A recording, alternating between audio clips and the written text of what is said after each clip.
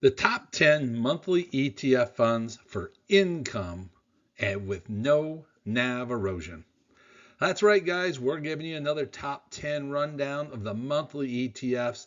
This is Doug, the retirement guy, with all your monthly ETFs. We did a video just last week about the top 10 monthly ETFs that have the best total return. And you guys liked it so much that I got so many different comments saying, hey, why don't you do one on income? Why don't you do one on growth? And I'm like, that's what we're going to do. You guys asked for it. You're going to get it. So I come up with the top 10 monthly ETFs right now that are for income with no NAV erosion. And we want to protect your wealth, but earn money monthly and grow steadily. Let's get into the top 10 so you guys can understand which are the best funds rolling today. We do have to do the disclaimer, and that is past performances don't guarantee your future results, and this information in this video is for educational and informational purposes only. I am not a licensed financial advisor. I am just one who's been studying this stuff for years. The example and suggestions discussed here are basically not suitable for all individual situations, so always contact a financial advisor before making financial decisions. So let me give you first how we selected these funds. The first one was, of course, the dividend yield. But I have to say this point blank, I don't chase dividend yield.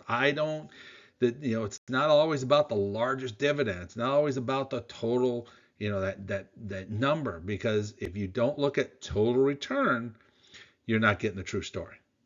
We're also then going to take a look at the growth. Okay, how does the growth handle it?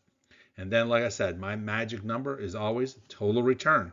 So if you have a huge number of yield, and I'm just picking some stuff, if you got something 30%, 40% types numbers, and you are really thinking that's going to be your number one, but if the total return is so minute, then it didn't qualify. Now we also going to go number 4, which is pays monthly. There's a lot of funds out there that will be weeklies and quarterlies. We want the monthly payers on this channel. And then number 5, I thought this was the best one across the board, which is must be over 1 year old. Because there's some new funds out there that are starting to do some big numbers, but they're not a year old yet. I want to see how they did for the past year. And we've talked about doing this where we see things that are 3 years old or 5 years old, so you can get a better feel for long term, especially if you're doing it into retirement packages. But right now we're going to do 1 year across the board. So we're looking for consistent income, we're looking for strong performance, and we want to lower our risk to a whole. That's our goal. Can we accomplish it? We're going to talk about it next. So we got a question from quite a few people because they kept asking this, and I know we did this in the last video, but why total return? Because it shows the big picture. Your total return gives you the income plus or minus growth. Okay, and I've said this over and over, and I think we're slowly getting people to understand it once they realize this.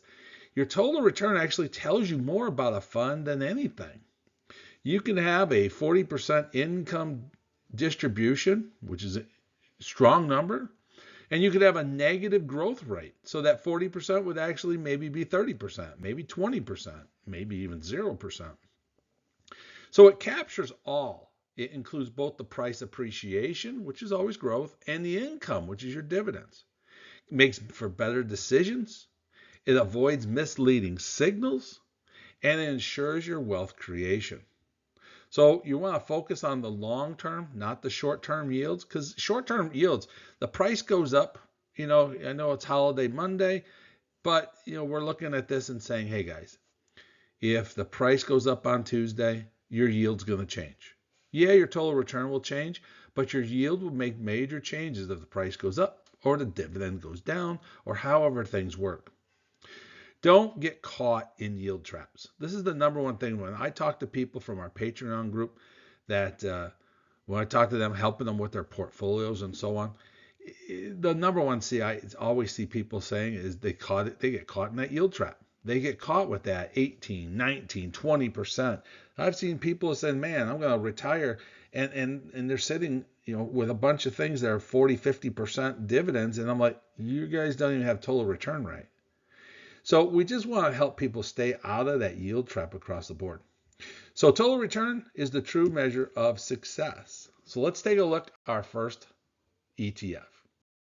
Starting at number 10, this is going to come from RecShares, and it's our FANG and Innovation Equity Premium Income ETF.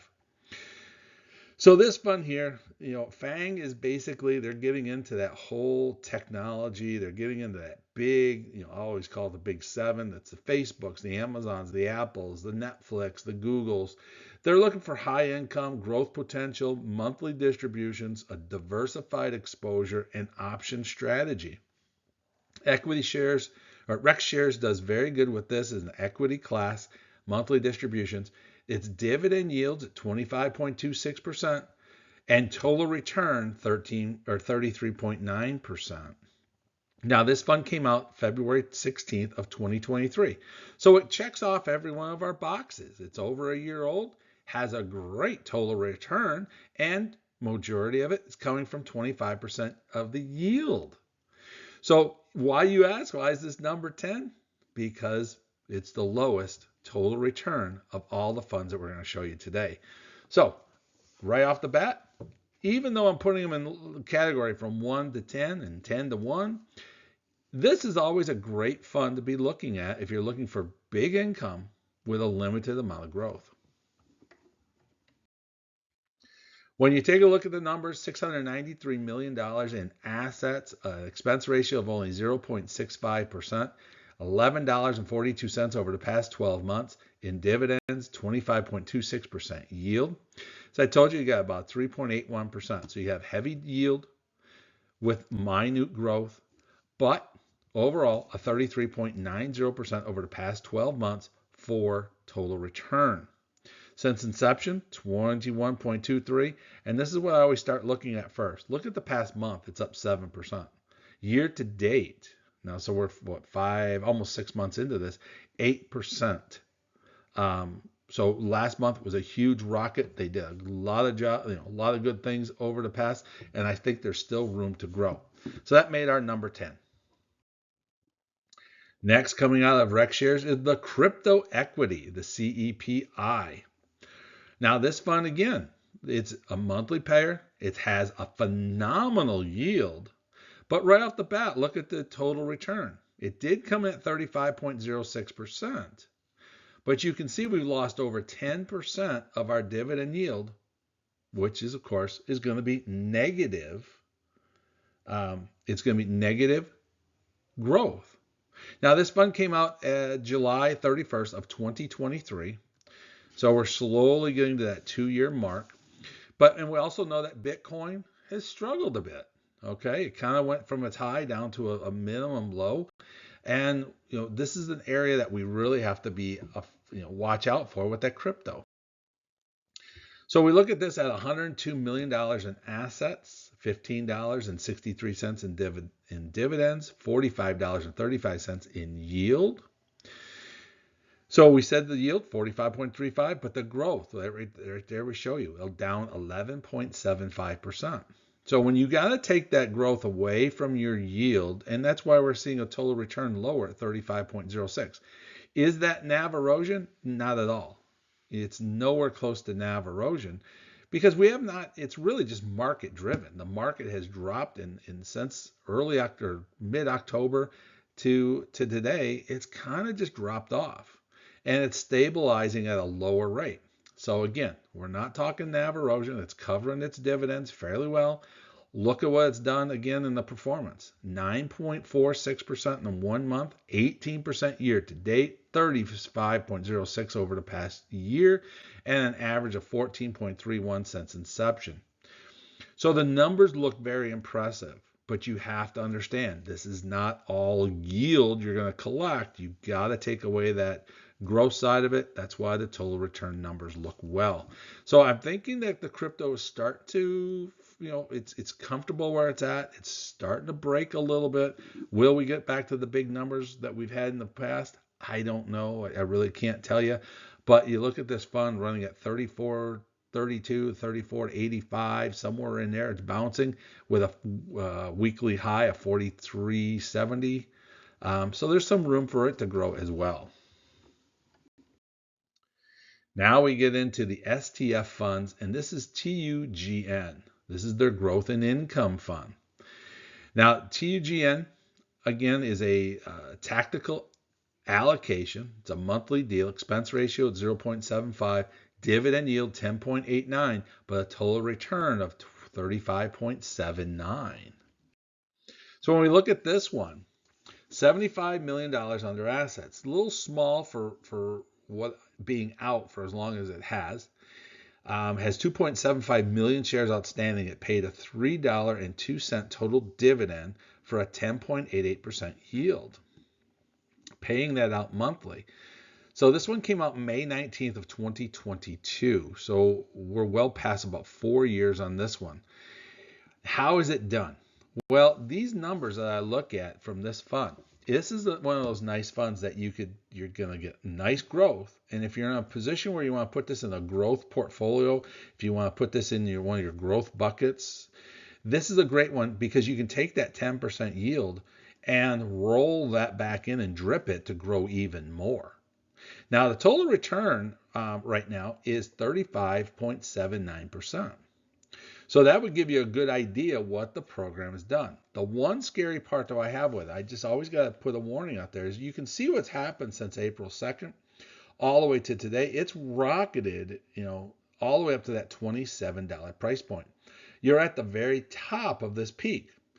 Will it continue to grow? Well, that's the big question that a lot of people will ask. Are we in a point where the market will continue to grow? Or are we going to be a market that you've hit your top, now we got to do some readjustments and recorrections? I think April 2nd was the big adjustment that we had. And I'm just giving you my 2 cents onto it, my personal opinion. This is not for anyone to take to the bank. But I think the markets are primed to continue to climb well into the next the rest of 2026 once we get settlement into the geopolitical problems. We got to figure out what's going on with Cuba. We got to get the Iran definitely war. We got to get the straits opened up. There's just a lot of stuff out there that we got to handle before we get into this one. But when we look at the performance, 10.71 in the past month, that's huge in a portfolio. Year to date, 15% already, and we're not even halfway through the year at 15%. So their numbers are looking very strong. Since inception, 15.61, you can't beat those numbers from STF. At number 7, the NEOS Russell 2000. I've been so impressed with the Russell so far. With the small caps have been delivering such high income across the board. NEOS, I'll tell you, does a great job with it. And we all pretty much probably know that. But NEOS has done a great job, especially in this Russell small cap. IWMI has been one that's just been rocketing all the way through. So let's break it down a little bit, show you the under the hood here. When we take a look at what they've done, $865 million under assets, 0.68 expense ratio, so well under the number that we look at. 17 million shares outstanding. They've paid $7.03 in dividends for a 13.66% yield. When we take a look at the growth side of it, it's had a tremendous growth also. And you can see it's like the little peaks. You got a little peak, dropped off, came right back up to a higher point, dropped off, came to a higher peak, and it dropped off, and we're going to a higher peak again. And we just looked, did the past couple of days give us a drop off? That means we're going higher yet. Charts look that way, but again, we don't always know. We're looking at the high end right now, that 50, it's basically between $51.32 and $51.66. So, if you've been in this since June, July, I'm going to say keep riding this thing out. If you're new to it, it's a potential out there at number 7. 13.66% yield, the growth of 17.85% for a total return. Now we're in 36.11%. So very, very impressive numbers. And we see that it's continuing. Look at the 1 month. It's up 3%. Year to date, up 12.20%. And since inception, holding right in there at 18.18%. So the fund has definitely been out there since June of 2024. So we're really short. We're probably only 30 days away from being 2 years old already. Just Russell just seems to have a good run right now, and Neos knows how to manage that product. Now we're coming into number 6, WEEI. Now we know this was in our last video at the bottom, but I'll tell you what, it's showing the income side of it. This is the Enhanced Energy Income ETF. Now Westwood Enhanced Energy Income, WEEI, $84 million in assets. Expense ratios clicked up a little bit, 0.85. 3.4 million shares outstanding. Dividend paying out $2.70 over the past 12 months. 11% dividend yield. This one came out May 1st of 2024. And really works in that energy sector across the board. It's one of these things that, a lot of people are like, yeah, I'd like to have some energy put in my thing, almost buying the sector on its own. I think this one's priced, again, we're going to say it's high for where it's currently at with what it's been doing, but I really believe this is going to continue to go farther and higher. Again, just my own personal take onto it as the way I read the charts and see what's going on here. Maybe it's one that you buy the next little dip that will come from it, especially if oil prices do settle down. But we'll take a look at this one. $25.12 is the 52-week high. Currently, right now, it's bouncing between $24.41 and $24.58. It's had a nice, strong 21.97% over the past 12 months for growth, with that strong 11% yield for a total return of 37.98%. So again, I'm showing you stuff that you don't need. The first 6, we're at 6 already. So we really are sitting at a point where we're looking at 30+% on most total returns across the board. And what's neat about these is we have some strong yields and you have some strong growth to give you that income that we're talking about. Past month, 6.79% total return. Year to date, 20.08. For 1 year at 37.98. Inception is 13.34% average. So you can just see the funds really are producing in that energy sector. Now a fund that a lot of people have talked about, a lot of people probably already own, and this is going to be the Curve Technology Titan Select ETF.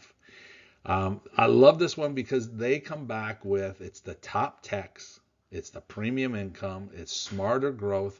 They're going with, you can go with the Magnificent 7, but they don't hold themselves to that. They can back out of that and put something else in that they see the growth onto it. Typical holdings with these, over 20% in Apple, Microsoft, Nvidia, Google, and then they get into the 10% with the Amazon and the Metas. Very strong package across the board. $119 million in net assets. This one I just still think is a little bit low. I think there's some opportunity here. Expense ratio a little high at 0.99%, but there's 3.96 million shares outstanding, paying $4.19 over the past 12 months per share for a 13.61% yield. This one came out July 22nd of 2024. So again, we're closing in on that 2-year mark.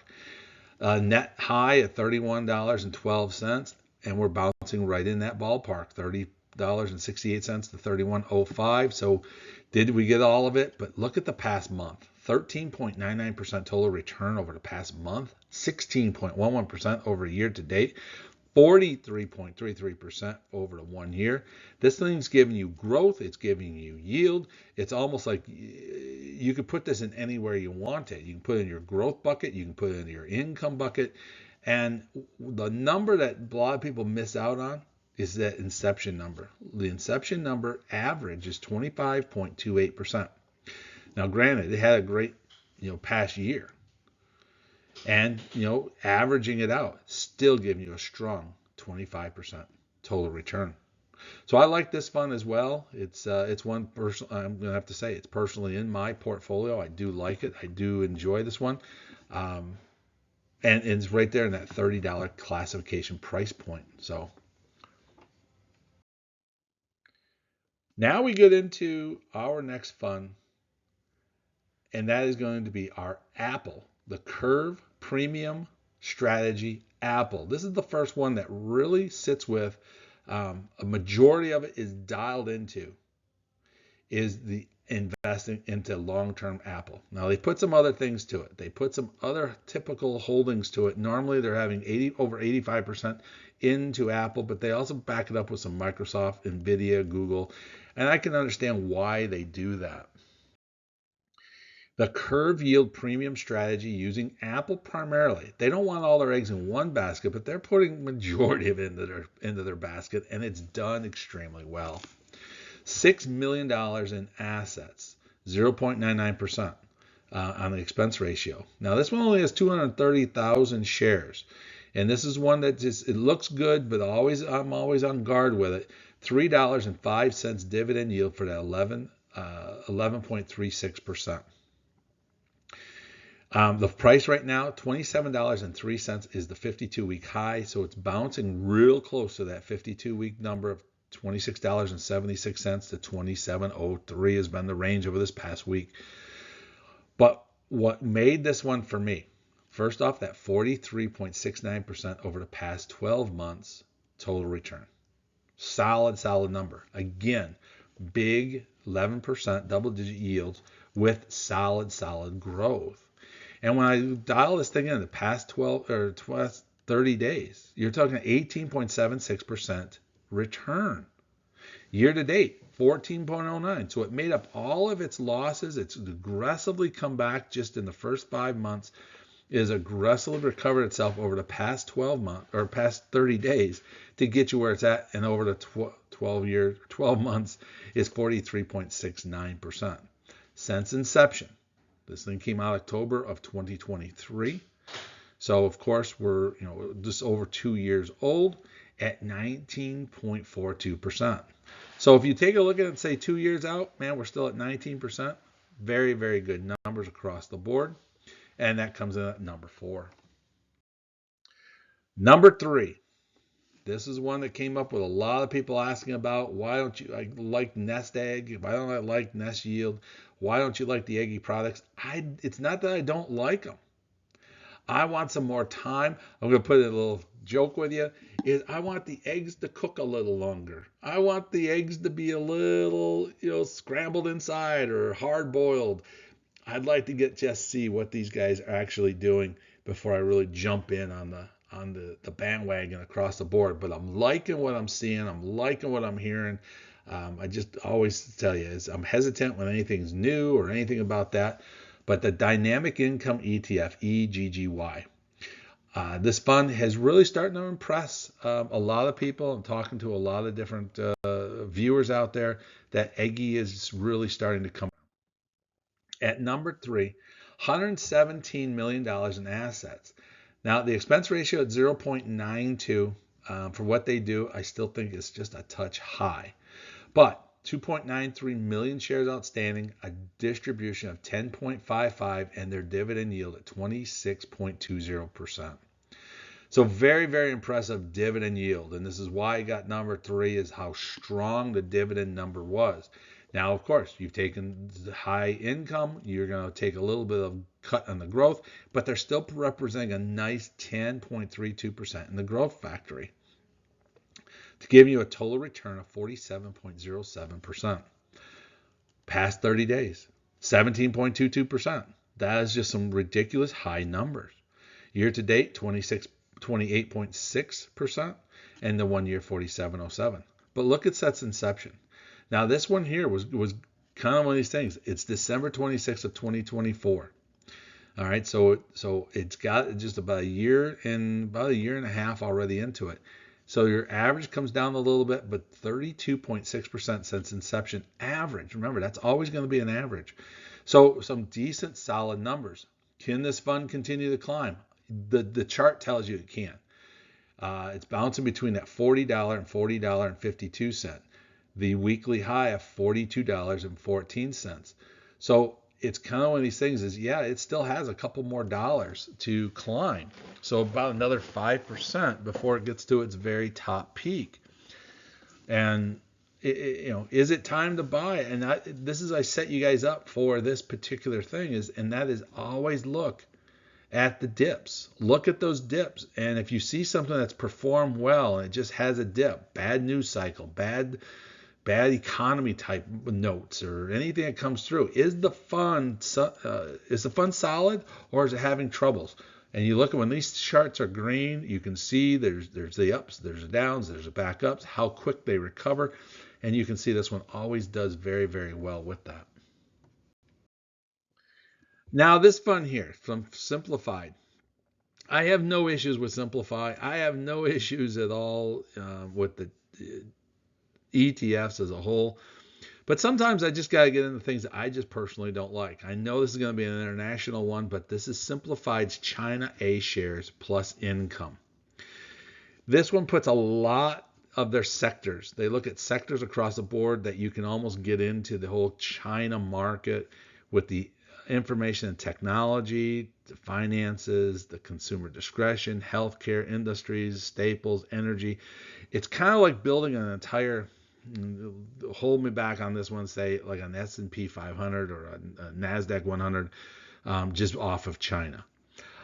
I like more diversification. I'm not a big just all into one country or one area. So I'm just going to sound, it's going to sound bad. It's going to sound in there that I'm not real impressed with it, but the numbers were the numbers and they came through as it did.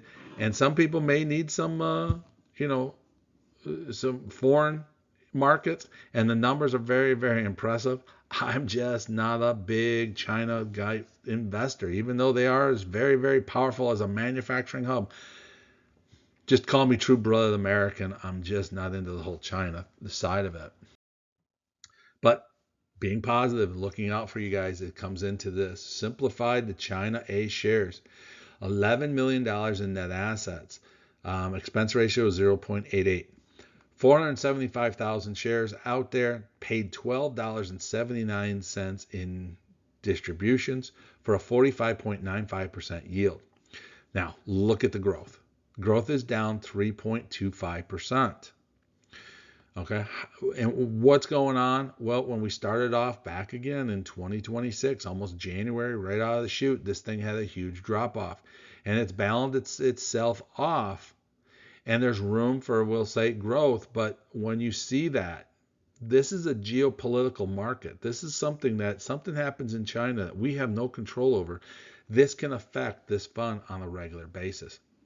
This is where I show people. This is where you may end up saying you're chasing yield, but your total return has actually been very, very impressive. So this fund here came out January 13th of 2025.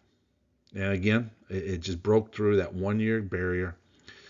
So I do put a hesitant to it, and I can tell you, I know it's me, but the numbers don't lie. You have since inception, 49.41% total return.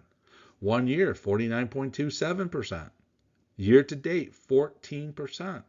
And then when we take a look at the 1 month, 5.45%. So everything it's doing from the drop off in January of 2026, they are recovering. They're showing you that they're up already 14%. So it fits in at number 2 at the 49% because of that huge yield. But remember, I always got to tell people, and yes, the total return shows it that it's doing well, but I would do something that takes part of that yield and put it back into the fund, either buying more of it to make sure you cover your growth. Now let's get you into number 1. The number 1 that came across was the Curves Yield Premium Strategy Google. Now, I don't know what you guys understand with Google. Google has been rocketing. They are taking over the AI market. They are being very strong, very aggressive with it. Their Gemini, they just had a big announcement that they came out with the next version of Gemini. It's just trumping out everybody. That they were probably going to be the biggest player in that whole market. And when that goes off, Google as a whole, the Alphabet group, is going to continue to grow. So let's take a look at Curves. $27 million in net assets. So I still think that's very small at today's market. 0.99% expense ratio. 610,000 shares outstanding. So there's a lot of shares that can be sold at this one. Dividend, $5.05 for a total dividend yield of only 11.37%. Now I say only because this thing here is all about growth. The growth was 78.36%. Do I see that slowing down? No, I see that multiplying again because of the announcement that just came out about the AI package of it. The fund, $48.23 was a 52-week high. We are bouncing between that $44 and $45 price range. So there's still a good 6-7% potential to get to the 52-week high. And we're already at 78% growth so far from 1 year. 100%, impressive, huge number. Is it going to hold? Well, year to date, 21.04%. So it's on a good path already to hit. If we even just say we double that, it's 42 because we're halfway through the year. 16% in the past 30 days since inception. Now, this thing came out October 31st of 2023. So when you come out of this and say, hey, let's take a look at inception, we're closing in on, almost 3 years. Well, I'm going to have to say we're 2.5 years into this. And so you're already at 45.34% average over this 2.5 years. So again, this one came at number one because of the strong return that it's had with the big growth and a very good yield across the board. So we're impressed with that as we go. So in summary of the funds, you got GOOP from Curve. You got the China A share from Simplified. You got the Aggie Nest Yield. And then you have the Curve Yield Premium Strategy with Apple. And again, Curve is really dominating the top 5 spots. Guys, let me know what you think about this. If this is what you're looking for. Some of these names are not the average. They're not the normal names out there because I'm looking differently. I'm looking at total return as the scoring card and the dividend yield across the board. I know a lot of people are saying, I was expecting to see QQQI and SPYI and all of the other big name funds out there. We're looking at different things out there that just not the regular common ones, but are still very good products that are producing solid total returns and strong dividend yields. Let me know in the comments below. I'd love to hear from you if you like this type of series. Thank you for watching. Press the